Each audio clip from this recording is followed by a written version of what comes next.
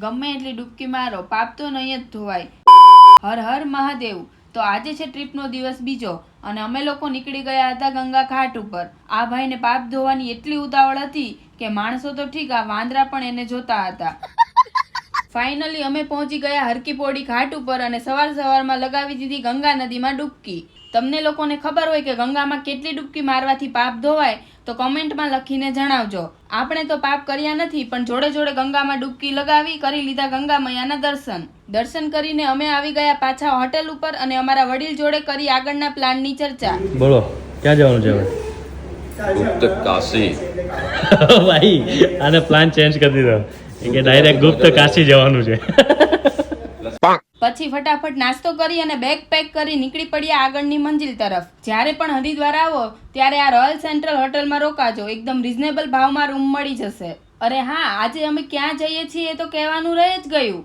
તો અમે લોકો જઈએ છીએ કેદારનાથ, પણ એ પહેલા રસ્તામાં આવે છે દેવપ્રયાગ અને માં ધારી દેવીનું મંદિર. રસ્તામાં જતા અહીંયાનો નજારો જ એટલો મસ્ત હતો કે થોડીવાર અમે લોકોએ ફોટો અને વિડીયોના સીન સપાટા કરી લીધા. રસ્તાના થોડા શું વખાણ કર્યા ત્યાં તો દેખાયું ભયંકર ટ્રાફિક.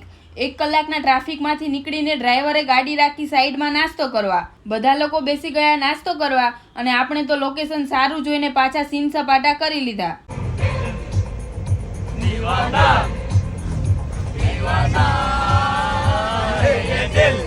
ઘર ભેગું થાને ભાઈ. થોડે આગળ જતા અમને થયા મહાદેવના દર્શન. ફાઇનલી 6-7 કલાકના ટ્રાવેલિંગ પછી અમે લોકો પહોંચી ગયા હતા દેવપ્રયાગ. દેવપ્રયાગ એટલે અલકનંદા અને ભગીરથીનો સંગમ અને આગળ જતા આ નદી ગંગા નદી તરીકે ઓળખાય છે. દેવપ્રયાગને ગંગાનું જન્મસ્થળ પણ કહેવાય છે.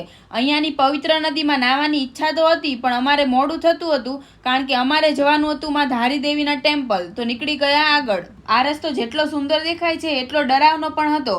પાછા રસ્તાના વખાણ કરતા કરતા આગળ નીકળ્યા તો પાછું મળી ગયું 2-3 કિલોમીટરનું ટ્રાફિક. અને અહીંયાથી માં ધારી દેવીનું મંદિર 2 કિલોમીટર દૂર હતું. તો અમે લોકોએ ટાઈમ બગાડ્યા વગર ગાડીમાંથી ઉતરીને ચાલવા લાગ્યા માં ધારી દેવીના દર્શન કરવા.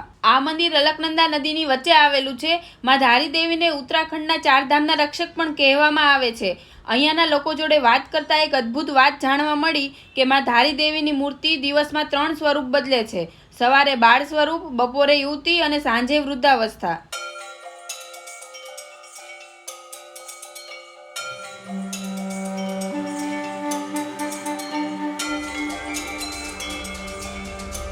તો કેદારનાથ જવા પહેલા માં ધારી દેવીના દર્શન અચૂક કરજો. અમે લોકો દર્શન કરીને નીકળી ગયા ફાટા ગામ તરફ. તો આ છે અમારો રૂમ. અમે લોકો ફ્રેશ થઈને આવી ગયા જમવા. અમારે નીકળવાનું છે કાલે કેદારનાથ. તો આવા જ વિડીયો જોવા માટે અમારી ચેનલને સબસ્ક્રાઇબ કરી લો અને બેલ આઇકન દબાવવાનું ના ભૂલતા. તો મળીએ જલ્દી જ નવા વ્લોગ સાથે. હર હર મહાદેવ.